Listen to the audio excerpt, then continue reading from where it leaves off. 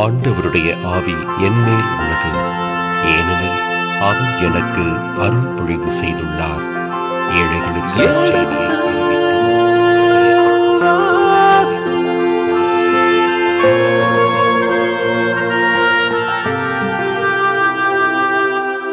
எடுத்து வாசி.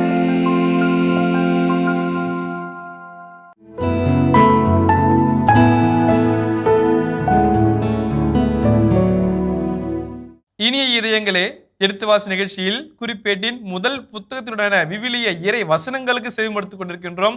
கடந்த பகுதியின் தொடர்ச்சியை இன்று தொடங்குவோம். வாருங்கள் நிகழ்ச்சிக்குள் சொல்வோம். உங்கள் சார்பாக தந்தை அவர்களுக்கு வணக்கம் சொல்லி நிகழ்ச்சியை தொடங்குவோம். வணக்கம். வணக்கம்.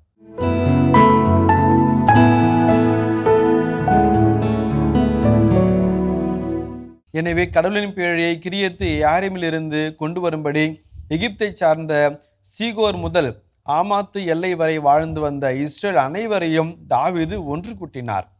பின்னர் கெருபுகளின் மேல் வீட்டிருக்கும் ஆண்டவராகிய கடவுளின் பெயர் தாங்கிய பேழையை யூதாவை சார்ந்த கிரியத்து யாரிம் என்னும் பாலாக்கிலிருந்து எடுத்துக்கொண்டு வரும்படி தாவீதும் இஸ்ரேல் அனைவரும் அவ்விடத்துக்கு சென்றனர்.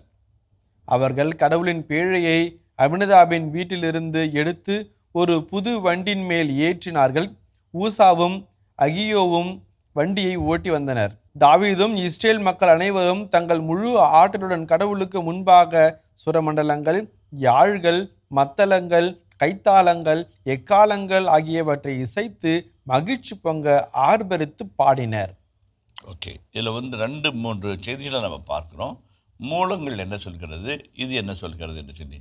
மூலத்தில் பிலிஸ்தியர்கள் ஆண்டவரின் பேழையை தங்களோடு கொள்ளையடித்து சென்று விடுவார்கள். கொண்டு போய் வைத்து தாகோன் உடைய ஆலயத்தில் வைப்பார்கள். அந்த ஆலயத்தினுடைய சுரூபங்கள் எல்லாம் கீழே விழுந்து உடைந்து விடும். வெள்ளை நோய் வரும். அதனால் ஒரு போர் எலிக்குட்டியை செய்து வைத்து அந்த நோயை போக்கிவிட்டு இதை எடுத்து ஒரு யாருமே பூட்டாத ஒரு எருதின் வண்டியில் முகத்தில் வச்சு அதை ஓட்டி விடுவார்கள். அது தானாக கிரியாத் யார் நிற்கும். அங்கே அந்த வயல்வெளியில் இருக்கிற மக்கள் அதை கண்டு தெரியப்படுத்த பிறகு அதை எடுத்து செல்வார்கள். அங்கே தாவீது வந்தார் போனார் அதெல்லாம் எதுவுமே கிடையாது. மூலத்திலே இருக்குது. மூலத்திலிருந்து அதைத்தான் நம்ம 2 சாமுவேல் 6, 7, 8 அதிகாரங்களில் நம்ம வாசிக்கிறோம். அந்த பகுதியை நீங்களாக இந்த இடத்துல மிக அழகான பகுதி. இந்த பிலிஸ்தியர்கள் பற்றிய செய்தி முழுமையாக அறவே நீக்கிவிடுகிறார். முதலாவதாக பிலிஸ்தியர்கள் பெரியவர்கள், பிலிஸ்தியர்கள் நம்மை வென்று விட்டார்கள், பிலிஸ்தியர்கள் நமது கடவுளுடைய உடன்படிக்கையின் பள்ளி எடுத்துக்கொண்டு சென்று விட்டார்கள் என்ற செய்தியை அப்படியே குறிப்பிட்ட ஆசிரியர் காட்டவில்லை. மாறாக அபினதாப் என்ற அவருடைய இல்லத்திலே இருந்து அந்த உடன்படிக்கையின் பேழை எடுத்து வருகிறது. பழைய இடத்துல நம்ம ஒபேது ஏதோம் என்கின்ற சகோதரருடைய இல்லத்திலே 3 மாத அளவிலே அந்த ஆண்டவர் உடன்படிக்கையின் பேழை இருந்தது. ஆண்டவர் அந்த இல்லத்தை முழுமையாக ஆசீர்வதித்தார் என்றெல்லாம் நம்ம வாசிக்க கேட்கிறோம். அந்த பகுதி தான் பார்க்குறோம். இந்த இடத்துல கடவுளின் பேழையை கிரியாத்தியாரிலிருந்து கொண்டு வரும்படி எகிப்தை சேர்ந்த சீகோர் முதல் ஆமாத்து எல்லை வரை வாழ்ந்து வந்த இஸ்ரேல் அனைவரையும் தாவீது ஒன்று கூட்டினார். அப்போ இது பீப்பிள்ஸ் எஃபர்ட்டாக மாற்றுறார். மக்களின் முயற்சியாக, ஒன்றுபட்ட மக்களின் முயற்சியாக போராட்டமோ வெற்றியோ தோல்வியோ எதுவாக இருந்தாலும், இரத்த சிந்துதலோ எதுவாக இருந்தாலும் ஒன்றாய் நாம் கூடி செய்வோம், நம் ஆண்டவரை நம்மத்தில் நாம் கொண்டு வருவோம் என்று சொல்வார். அதில் 2வது ஒரு கருத்து சொல்ல மறந்துட்டேன். என்னன்னாக்க, என்னை அரசனாக்கி விட்டீர்கள், ஆனால் ஆள்வது நான் அல்ல, ஆள்வது ஆண்டவர் தான். ஆகவே ஆண்டவர் நம்ம மத்தியில் வர வேண்டும். அது தாவீதுடைய அழகான ஒரு இறையியல், ஆள்வது. அதனால தான் உடனே பிலிஸ்தியரை தேடி போகாமல் அல்லது சவுலுடைய சொந்தக்காரர்களை தேடி போகாமல் கொலை பண்ணுறதுக்கு ஆண்டவருடைய உடன்படிக்கையை தேடி போகிறார். ஆண்டவர் வந்தால் அவர் ஆட்சி செய்வார், அவரது குடையின் கீழ் நாம் வாழ்வோம் என்பது தாவீதுடைய ஒரு மனப்பக்குவமாக இருந்தது. அப்போ இன்னொரு பார்த்தோம்ல, கெரூபுகள் மேல் விட்டிருக்கும் ஆண்டவராகிய கடவுளின் பெயர் தாங்கிய பேழையை, அந்த உடன்படிக்கையின் பேழை எப்படி இருந்தது அப்படின்னு யாருமே பார்க்கல. இஸ்ராயல் மக்களே நாடு கடத்தப்பட்ட பிறகு எங்கே போச்சுன்னு உடன்படிக்கை பேழை எப்படி என்ன ஆச்சு ஏதாச்சுன்றது ஒரு எண்ணமே தெரில. கடைசியாய் இறைவாக்கு புத்தகத்திலே உடன்படிக்கை பேழை பற்றிய குறிப்பு வருகிறது. நாடு கடத்தப்பட்ட பின் அது எங்கே போனது, என்ன ஆனது என்கின்ற செய்தி எதுவுமே இல்லை. அப்படிப்பட்ட சமயத்திலே இப்படிப்பட்ட சின்ன சின்ன குறிப்புகள் நமக்கு உடன்படிக்கையின் பேழை இப்படித்தான் இருந்திருக்க வேண்டும் என்ற ஒரு செய்தியை நமக்கு தருகிறது. 1 சாமுவேல் 2 சாமுவேல் என்பது உடன்படிக்கை பற்றி பேழை பற்றிய செய்தியை சொன்ன உடன்படிக்கையின் பேழை என்பது போர்ட்டபிள் ஷைன் தூக்கி செல்லக்கூடிய திருத்தூயகம். அங்கே எங்கேயெல்லாம் அந்த நாடோடிகள் அல்லது கால்நடை மேய்ப்பவர்கள் போனார்களோ அங்கெல்லாம் தங்கள் கடவுளை கொண்டு போய் சொன்னார்கள். அவர்கள் போகும்போது ஒரு சின்ன பேழையிலே தங்கள் கடவுளை உருவத்தை வைத்து எடுத்துக்கொண்டு போனார்கள். எந்த இடத்துல போகிறார்களோ எல்லா இடத்திற்கும் டென்ட் அடித்து விட்டு அவர்களும் ஒரு கூடாரத்தை அமைத்து ஆண்டவருக்கு என்று கூடாரத்தை வைத்து அவர்கள் வாழ்ந்தார்கள். அப்படிப்பட்ட அராபிய மக்களுடைய பெடுவின்ஸ் என்று சொல்லப்படுகின்ற மக்களுடைய வாழ்க்கை நிலையிலிருந்து இந்த பழக்கம் இஸ்ராயல் மக்களுக்கு வந்ததாக வரலாற்று வல்லுநர்கள் சொல்லுகிறார்கள். அங்கே இருந்தால் இந்த மூலக்கருவை எடுத்திருக்க வேண்டும். ஆண்டவர் நம்மோடு வருகிறார், பயணிக்கிறார், போராடுகிறார், நம்மோடு போருக்கு முன்னே செல்கிறார் என்ற எண்ணத்தை எல்லாம் அவர் தாங்கி வந்தார்கள். இரண்டாவது, அந்த கெரூபிம் 2 கோள்களினால் நீட்டப்பட்டதாக 4 பேர் சுமப்பதக்கூடியதாக ஒன்றாக இருந்தது. அது அக்காசியா மரத்திலே செய்யப்பட்டதாக இருந்தது. அதை பற்றிய செய்திகளை லேவியராகவும் விபாகத்திலே நாம் வாசிக்கிறோம். அதற்கு மேலே 2 வானதூதர்கள், பறக்கும் வானதூதர்கள் இருப்பதைப் போலவும் அவர்கள் ஒருவர் தொடாமலும் தொட்டுக்கொண்டாமலும் இருப்பது போல இருப்பதாகப்படுது. அது மேல் மூடியும் கீழ்ப்பகுதியும் 2மாக இருக்கிறது. மேல் மூடியை திறக்கும் போது உள்ளே மன்னா, பேழை மற்றும் கோல் இவைகள் வைக்கப்பட்டதாக சொல்லப்படுகிறது. அந்த வகையில் இந்த இடத்துல ரொம்ப அழகா சொல்றாரு. கெரூபுகள் மேல் வீற்றிருக்கும் ஆண்டவராகிய கடவுளின் பெயர் தாங்கிய பேழையை. ஆண்டவராகிய கடவுளின் பெயர் தாங்கிய பேழை. அந்த பேழை என்பது கெரூபுகளின் ஆண்டவர் என்ற பெயர் தாங்கிய பேழையை அவங்க கொண்டு வராங்க. அதான் பண்ணுறாங்க. அந்த பேழையுடைய சிறப்புக்காக அதை சொல்கிறேன் நான். அடுத்த ஒரு வாசிப்பமே. யூதாவை சார்ந்த கிரியத்து யாரீம் என்னும் பாலாக்கில் இருந்து எடுத்துக்கொண்டு வரும்படி தாவீதும் இஸ்ரேல் அனைவரும் அவ்விடத்துக்கு சென்றனர். அவர்கள் கடவுளின் பேழையை அபினதாபின் வீட்டிலிருந்து எடுத்து ஒரு புது வண்டியின் மேல் ஏற்றினார்கள். ஊசாவும் அகியோவும் வண்டியை ஓட்டினார்கள்.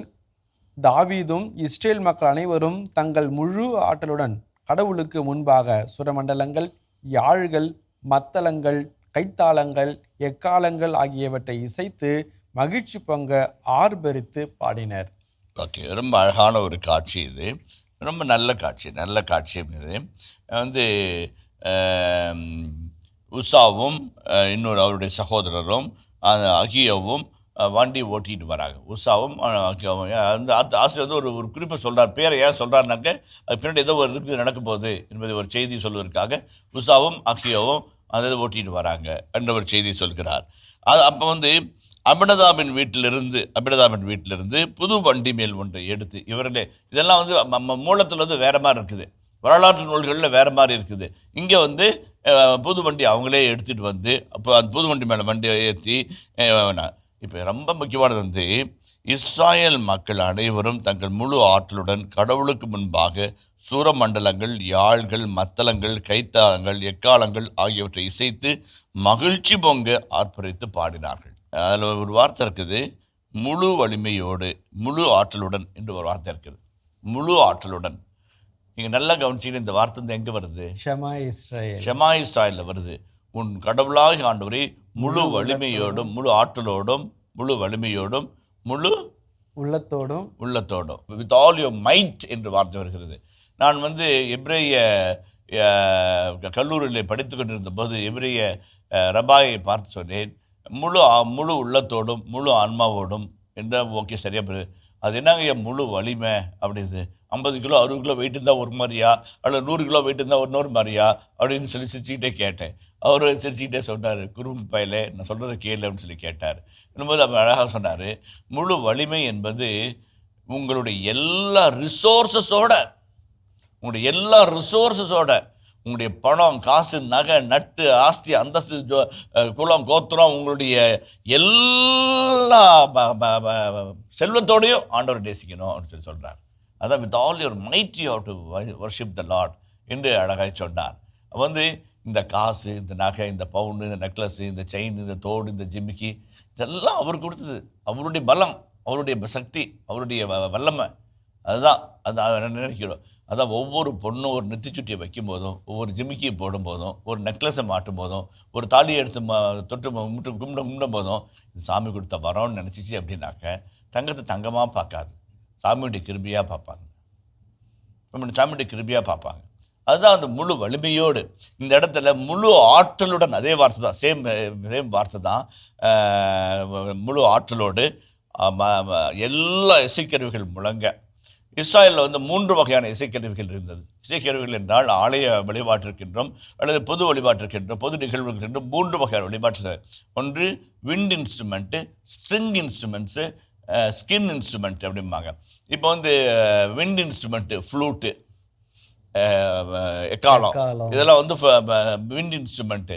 ஸ்ட்ரிங் இன்ஸ்ட்ருமெண்ட்டு யாழ், கிண்ணறம், இதெல்லாம் வந்து ஸ்ட்ரிங் இன்ஸ்ட்ருமெண்ட்டு. அப்புறம் ஸ்கின் இன்ஸ்ட்ருமெண்ட் வந்து மத்தளம், இதெல்லாம் இருக்குது. அதுக்கப்புறம் வந்து பர்கஷன்ஸ் இருக்கும், அந்த சதங்க, அவருடைய ஜாஸு, இதெல்லாம் வந்து பர்கஷன்ஸ் சொல்லுவாங்க. அந்த வகையில் பார்க்கின்ற பொழுது எல்லா வகையான இசைக்கருவிகளும் இங்கே இருக்குது. இங்கே 130-150 கூட நம்ம பார்த்தோம். இந்த இடத்துல எல்லாமே இருக்குது. எல்லாத்தையும் உள்ள இருப்பாங்க, எல்லா மக்களும் உள்ள வராங்க, எல்லாம் நல்ல மனசு உள்ள வருது. ஆடி பாடி மகிழ்ச்சியில் திளைத்தார்கள். அதுதான் வந்து ரியல் வர்ஷிப். எனக்கு தெரிஞ்சு என்னுடைய பாசம் மிகுந்த ஒரு ஆயர் ஒருவர் இருக்கிறார். அவர் கம்போடியா நாட்டிலே ஆயராக இருந்தார். பதவி ரத்து செய்து விட்டு இந்தியா வந்து விட்டார்.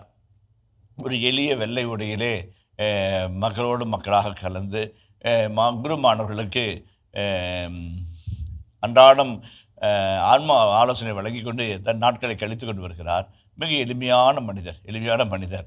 அவர் இளமையின் காலத்தில் இருக்கும்போது எனக்கு நன்றாக தெரியும். நான் அப்பொழுது குருமானவன் 6ஆம் வகுப்பு 7ஆம் வகுப்பு படித்து கொண்டிருக்கிற மாணவன். அவர் பிரசங்கம் வைப்பார். அவருடைய அவ்வளோ உணர்ச்சி வசப்பட்டு அவ்வளோ ஃபுல் சக்தியோட பிரசங்கம் வைப்பார். பிரசங்கம் வச்சு முடிஞ்சால் அங்கேயெல்லாம் அப்படி நனைஞ்சு போயிருக்கும். வேர்வை அப்படி சொட்ட அப்படி தலையிலேருந்து வேர்வை ஊற்றிட்டு இருக்கும். அந்த கண்ணாடி இப்படி எடுத்து இப்படி தொடப்பார். அதான் அப்படி ஸ்டைலு. இப்படி தொடப்பார், அப்படி தண்ணி சர்ன்னு ஊற்றும். அதான் நான் நினச்சிக்கிறேன், முழு வலிமையோடு போதிக்கிறார், முழு வலிமையோடு அவனுடைய வார்த்தை போதிக்கிறாரு அப்படின்னு நான் நினச்சேன். அவருடைய இளமை நாட்களில் இருக்கிற அந்த வேகம், உத்வேகம், இறை வார்த்தையின் தாகம், அது அவ்வளோ மகிழ்ச்சிக்குரிய ஒரு செய்தியாக அமையும். முன்சிங்னர் அந்தனிசாமி என்பது அவருடைய பெயர். மிகுந்த மகிழ்ச்சிக்குரிய, மனதிற்கு மிகவும் இனிமையானதாக இருக்கும். முழு ஆற்றலோடு நம்ம ஆண்டவரை துதிக்கிறோம் அப்படின்னோம்னாக்க முழு ஆற்றலோடு துதிக்கணும். அருள்த முறையை சொல்லும் போதே கொரட்டை வரும். முழு அருள்த முறையை சொல்லல, அருள்த முறையை சொல்லும் போதே கொரட்டை சத்தம் வரும். இல்லைம்மா சொல்கிறோம்மா அப்படிமா பையன். அப்படிப்பட்ட ஒரு ஜெபமாகாது. முழு வலிமையோடு முழு ஆற்றலோடு ஆண்டவரை துதிக்க வேண்டும். ஏன்? ஆற்றலின் ஊற்றான ஆண்டவர் இருக்கிறார். கிருபைகளின் மீது இருக்கிற ஆண்டவருடைய பெயர் தாங்கிய அந்த ஆண்டவர் அவர் மத்தியிலே இருக்கிறார். அந்த ஆண்டுடைய பிரசன்னம் வந்த உடனே அப்படி பத்திக்கிட்டு எரியுது, நெருப்பாக எரியுது. அவருடைய மகிழ்ச்சியும் சந்தோஷமும் ஆடல் பாடலோடு ஆண்டவரை சுமந்து கொண்டு போகிறார்கள். இந்த பகுதி ரொம்ப அழகான செய்தி. மகிழ்ச்சி பங்கு ஆர்ப்பரித்தனர். இதில் ரொம்ப முக்கியமான ஒரு செய்தி என்னென்னு தெரியுங்களா? இந்த வெல் ரன் ட்ரைன்னு ஒரு தாமஸ் கிரீன் ஒரு அழகான ஆங்கில எழுத்தாளர் புத்தகம் ஜெபத்தை பற்றி எழுதியிருக்கிறார். மகிழ்ச்சி என்பது ஜெபத்தினுடைய இன்னொரு பெயர். நீங்கள் அப்படியே சொந்த கதை சோக கதை சொன்னாலுமே கூட, ஒப்பாரி வச்சு அழுதாலுமே கூட, வெளியே வரும்போது ஒரு ஆனந்த மகிழ்ச்சியில் வருவீங்க. அதுதான் ஜெபத்தினுடைய பயன்பாடு, ஜெபித்ததனுடைய அர்த்தமாகும். இல்லை அப்படின்னா இன்னமும் நீங்கள் பஸ்ஸுக்குள்ளே ஏறின பிற்பாடம் சுட்கேஸை தூக்கி தோல் மேலே வச்சுட்டு இருக்கிற மாதிரியே தான். பஸ்ஸுக்குள்ளே ஏறிட்டு பஸ் பாட்டுக்கு புருன்னு போயிட்டே இருக்குது. சுட்கேஸை தூக்கி தோல் மேலே வச்சுட்டு இருந்தாக்க பார்க்குறவனெல்லாம் சிரிப்பான். ஆனால் உங்களுக்கு சிரிப்பு புரியாது. அதே போல் ஆண்டோடு மென்று உங்களுடைய எல்லாவற்றையும் கொட்டினீங்கன்னாக்க லக்கேஜ் இறக்கியாச்சு, அவ்வளோதான். மகிழ்ச்சியோடு வெளியே வர வேண்டும். அந்த மகிழ்ச்சியின் பிம்பத்திலே நாம் மகிழ்ந்து தயாரிக்க வேண்டும். அதான் இந்த வசனம் ரொம்ப அழகான வசனம். இசைத்து மகிழ்ச்சி பொங்க ஆர்ப்பரித்து பாடினர். இதுதான் முக்கியம். இதில் ஒரே ஒரு சின்ன செய்தி, ஒரு எக்ஸ்ட்ரா செய்தி சொல்லிடுறேன். நானும் அருங்கொடையாளன் தான். அருங்கொடை கூட்டத்தில் நிறைய பேர் கைத்தட்டி ஜெபம் பண்ணுவாங்க. அவங்களுக்கான ஒரு செய்தி என்னென்னா, கைத்தாளம் முழங்க, எக்காலம் ஊத, என்றெல்லாம் திருப்பாடல் சொல்லப்படுகிறது. கை தட்டுறதுக்குன்னே ஒரு குரூப் இருக்கிறாங்க. இந்த மாதிரி தான் கை தட்டணும்னு சொல்லிட்டு ஒரு தனி குரூப்பு. எப்படி கவன் எறிவோர், வில்லு எறிவோர், ஈட்டி எறிவோர், அதே போல இசைக்குழாமில் கை தட்டுவதற்கென்றே ஒரு குரூப் இருக்குது. அந்த குரூப் வந்து வேலையே கை தட்டுறது தான். கைத்தாளம் முழங்க ஆண்டவரை போற்றுங்கள் என்று சொல்வார்களா. அதனால தான் நம்ம ஜெபத்துக்கு போகும்போது கைத்தட்ட சொன்னாக்க வெட்கப்படக்கூடாது, கூச்சப்படக்கூடாது. ஆண்டவர் முன்பாக கைத்தட்டி மகிழ்வோம். அது ஒரு அருமையான ஜெப ஜெஸ்டர், ப்ரேயர் ஜெஸ்டர். அதனால் வைக்கப்பட தேவையில்லை, கூச்சப்பட தேவையில்லை. குறை சொல்லுவாங்க கைத்தட்டுற கேஸுங்கிறதுங்கெல்லாம். அப்படின்னு அரசியல் கூட்டம் நடக்குது, கைத்தட்டிட்டு இருக்கிறீங்க. இல்லை, கைத்தட்டி ஆண்டவரை ஆர்ப்பரிப்போம். நம்முடைய உன்னதமான மகிழ்ச்சியின் வெளிப்பாடாக அந்த கைத்தட்டல் அமைகிறது என்பதையும் நம்ம மறந்துவிடக்கூடாது என்பதுதான் என்னுடைய ஆதங்கம். அதில் நம்ம தொடர்ந்து வாசிப்போம். அவர்கள் கீதோன் களத்தில் வந்தபோது மாடுகள் இடறியதால் ஊசா பேழையை பிடிக்க தம் கையை நீட்டவே ஆண்டவரின் சினம் ஊசாவுக்கு எதிராக கிளர்ந்தெழுந்தது. அவன் தன் கையை பேழையை நோக்கி நீட்டியதனால் அவர் அவனை சாகடித்தார். அவன் அங்கேயே கடவுள் திருமுன் இறந்தான். ஆண்டவர் ஊசாவை அழித்ததை முன்னிட்டு தாவீது பெருந்துயருற்றார். அந்த இடத்திற்கு பெரேசு ஊசா என்று பெயரிட்டார். அப்பெயர் இந்நாள் வரை வழங்கப்படுகிறது. ஓகே, இப்போ 2 செய்தி இருக்குது. ஒன்று, பெரேசு உஷா என்கிற இந்த பெயரை பற்றி ஒரு சின்ன விளக்கத்தை கண்டு அதற்கு பிற்பாடு வருகின்ற விளக்கங்களை நாம் பார்ப்போம். பெரேசு உஷா என்கின்ற வார்த்தை, பெரேசு உஷா, உஷா என்றால் சினம், பெரேசு என்பது பெயராக வருகிறது. பெரேசு உஷா என்கின்ற அந்த பெயர் இந்த 1 குறிப்பேட்டிலே காண்கிறது. உதாரணத்திற்கு 13ஆம் அதிகாரம் 11ஆம் வசனத்தில் இருக்குது. 14ஆம் அதிகாரம் 11ஆம் வசனத்தை வாசிங்களேன். 14-11.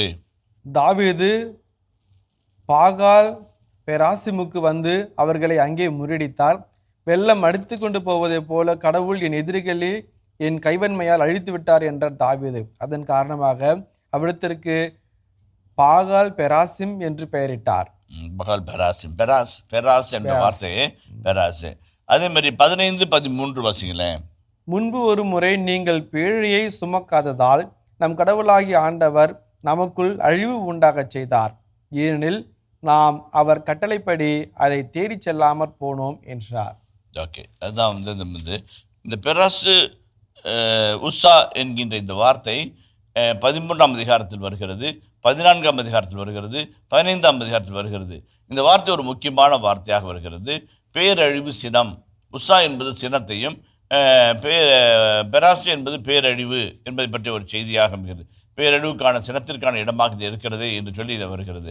இதில் வந்து நம்ம பார்க்குற 2 காரியம் என்னன்னாக்க, கீதோன் களத்தில் வந்தபோது மாடுகள் இடறியதால் 5 அறிவு படைத்த மாடுகள் இடறியதால் உடன்படிக்கையின் படி சாயும் தருவாயில் இருந்தது. அந்த சாயும் தருவாயில் இருந்ததை உஷா தொட்டு நிறுத்துகிறார். யாருமே தொடக்கூடாத, குருக்களும் லேவியர்களும் மட்டுமே சுமந்து செல்லத்தக்க அந்த உடன்படிக்கையின் பேழையை உஷா தொட்டதனால், அவர் வண்டி ஓட்டிட்டு வந்தார், அவர் தொட்டதனால் அது கடவுளுக்கு சினத்தை உண்டாக்கியது. அவரை தாக்க அந்த இடத்துல அவர் இறந்து போனார் என்ற ஒரு செய்தி வருகிறது. இந்த இடத்துல வந்து உஷா இறந்து போனார், உஷா வந்து ஆண்டவரால் தண்டிக்கப்பட்டார்.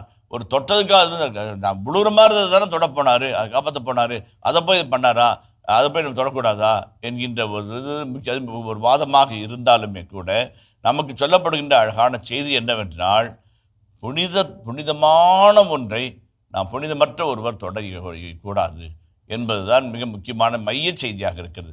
அதுதான் மைய கருத்து. அது ஆண்டவரின் பேழை, அது யாரும் தொடக்கூடாது வந்து அதை தொட துணிகிறவனே ஆண்டவர் வெட்டுவார், ஆண்டவர் வீழ்த்துவார் என்பதுதான் வந்து அந்த செய்தியாக பார்க்க வேண்டும். வேறொன்று விரும்பவில்லை. உஷாவின் மீது எந்த தவறும் இல்லை. நல்லெண்ணத்தோடு நல்லோக்கோடு அவர் அந்த பேழையை தாங்கி பிடிக்கிறார். அதான் நம்முடைய காட்சியாக அமைகிறது. அதை பற்றி வேறு செய்திகள் இருந்தால் நான் பிற்பாடு சொல்லுகிறேன். தாவீது பெருந்துயருற்றார், அதனை முன்னிட்டு பெருந்துயருற்றார். ரொம்ப அழகான வார்த்தை.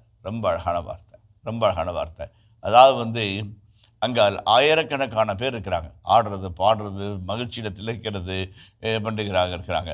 அப்போ வந்து உஷாவை ஆண்டவர் தண்டிக்க அவர் அந்த இடத்துல இறந்து போனார். அந்த இடத்துல அவர் ஆண்டவர் சாகடித்தார் என்று வார்த்தை வருகிறது. அப்போ தாவீது பெரும் துயருற்றார். ஒரு வார்த்தைக்கு முன்னாடி நீ பாருங்க, மகிழ்ச்சியில் ஆர்ப்பரித்து பாடினார்கள். அற்புதம். இசைத்து மகிழ்ச்சி பொங்க ஆர்ப்பரித்து பாடினார்கள். ஆனால் உடனே அவருடைய அவர் பெரும் துயர் விடுகிறார். அதான் அவருடைய நல்ல மனசு. தன்னுடைய படை வீரர்களில் ஒருவன் அடிபட்டு போனானே, தன் படைவீரர்கள் ஒருவனை இழக்க நேரிட்டது என்று அவர் பெருந்துயருற்று அந்த இடத்திற்கு பெரேசு உஸ்ஸா என்று பெயரிடுகிறார். இந்நாள் வரை அந்த பெயர் இருக்கிறது என்று சொல்லப்படுகிறது. அப்போ அந்த பெயரிட்டது நினைவு கூறுதல், ஜக்கார் என்று சொல்லப்படுகிற எபிரேய சொல் நினைவு கூறுதலை சுட்டி காட்டுகிறது. நினைவு கூறுதலுக்காக பெரேசு உஸ்ஸா என்று அவருடைய பெயரால் அந்த இடத்துல விடுறாரு. பெருஞ்சினத்தின் அழிவு என்று பெயர் கொண்ட அந்த இடத்தை அவனுடைய பெயரால் இட்டு அந்த இடத்திற்கு ஒரு வரலாற்று சிறப்புமிக்க ஒரு நினைவேந்தலை உருவாக்கி வைக்கிறார். அந்த வகையில் பார்க்கும்போது இந்நாள் வரை அந்த பெயர் வழங்குகிறது. 12ஆம் வசனத்தை வாசிப்போமே. அந்நாளில் தாவீது கடவுளுக்கு அஞ்சி கடவுளின் பேழையை நான் என்னிடம் கொண்டு வருவது எப்படி என்று சொன்னார். தாவீது நகருக்கு தம்மிடம் பேழையை கொண்டு வராமல் இத்தியரான ஒபேதோம் வீட்டில் கொண்டு போய் வைத்தார். கடவுளின் பேழை ஒபேதாம் வீட்டில் அவர் வீட்டாரோடும் 3 மாதம் இருந்தது.